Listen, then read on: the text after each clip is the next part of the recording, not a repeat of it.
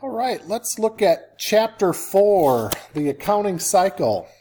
The first exercise is number 1 that was assigned, and it says the balances for the accounts that follow appear in the adjusted trial balance.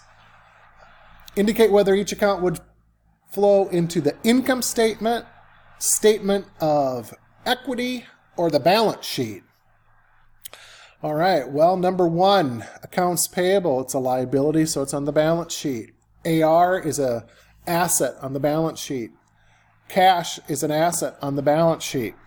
Number 4 is dividends. It does not show up on the income statement. It looks, acts, and smells like an expense, but it only shows up on the statement of stockholders' equity.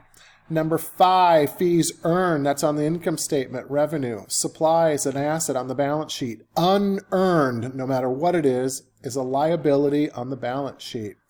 Utilities expense, wages expense, both on the income statement. And number 10, wages payable, also a liability on the balance sheet. Number 2, balances for each of the following accounts appear in the adjusted trial balance. Identify asset, liability, revenue, or expense. AR, asset.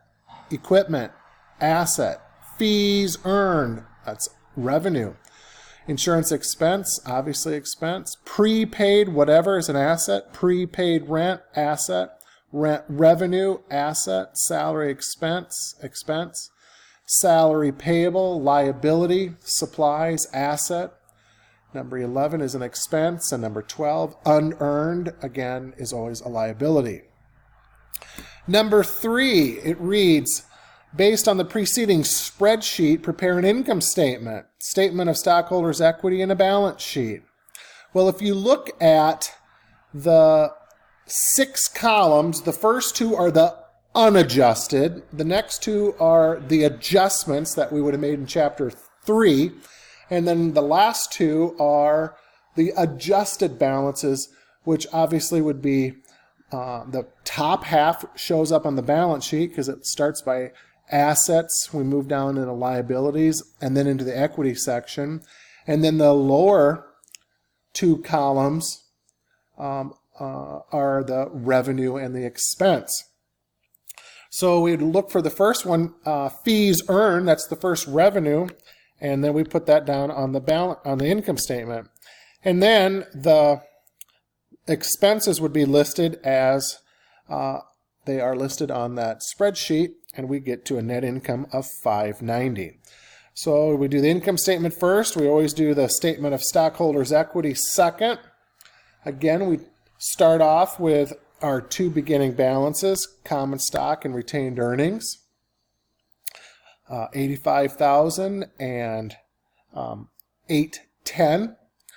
And then we add some stock that was issued for $15,000. We add the net income here. There's our net income. The dividends were listed on the spreadsheet for $30,000. Excuse me, it's not on the the dividends are listed on the spreadsheet, but it's in the reading right below that spreadsheet that talks about this additional $15,000 of stock. So now we got our August 31st balances of $100,000, 1.37 for retained earnings, and our total of $1,470,000 of retained earnings, which always goes into the balance sheet. Then we're left with the assets and the liabilities that are at the top half of that spreadsheet for those last 2 columns. We list all of our assets. We list our liabilities. We just did our equity section. So the total of the assets needs to be the total of the liabilities plus stockholders' equity or owner's equity. So this is called a classified balance sheet because it classifies between current assets and what we would consider long-term assets. In this case, they're all current liabilities or no long-term liabilities, and then the equity section. Next one, number 5. The following account balances were taken from the adjusted trial balance, and it says prepare an income statement. Again, Take all of those accounts and their balances. You list the revenue first. You list the expenses second. And then you get to your net income. Ultimately, it really doesn't matter the order of those expenses. You will still get to the same net income. As you will see in Cengage, they like to list them in order of dollar amount, with miscellaneous always being the last one. So highest dollar to the lowest dollar, with miscellaneous always being the last one. Move along to number 8. They give you, in number 8, Climate Systems offers its services to residents. Select accounts for the fiscal year ending December 31st, and it says here, just prepare a statement of stockholders' equity. So, again, we look at the common stock T account. Well, they began with 75. They added 25, so we got 100. Retained earnings. It began with $4,150,000 in that T account. They had another credit for $700,000. So if you think about the closing of our accounts, as Chapter 4 is all about, if we're closing our accounts, that $700,000 is our net income. The $160,000 is our dividends. And if you look at those T accounts, you see the dividends account, and that credit on that dividend account is closing that to zero, right? Because all those accounts, revenues, expenses, and dividends, close out to retained earnings. We don't see the detail for that $700,000, but we know that if it's getting credited to retained earnings, that's a net income. If it would have been a $700,000 on the debit side, that would have been a net loss. Okay, so that takes care of number 8. Number 10, it says identify each of the following accounts as either a current asset or a long-term asset, which is property, plant, and equipment. AR, cash, prepaid insurance, and supplies are all current assets. Our only long-term property, plant, and equipment would be number 2, building, and number 4, equipment. Number 11, it says, at the balance sheet date, a business owes a mortgage note payable of $375,000. The terms which provide for monthly payments of $1,250,000. $1,250,000. $1,250,000. That's quite a difference. Well, $1,250,000 times 12 is $15,000. And what we're going to say is, this next 12 months, as defined by what's considered current, this next 12 months is going to be considered a current liability. So we technically, on the balance sheet, will have 2 items. We'll have the current liability of $15,000, and then the net of $375 less the $15 of $360 for long term.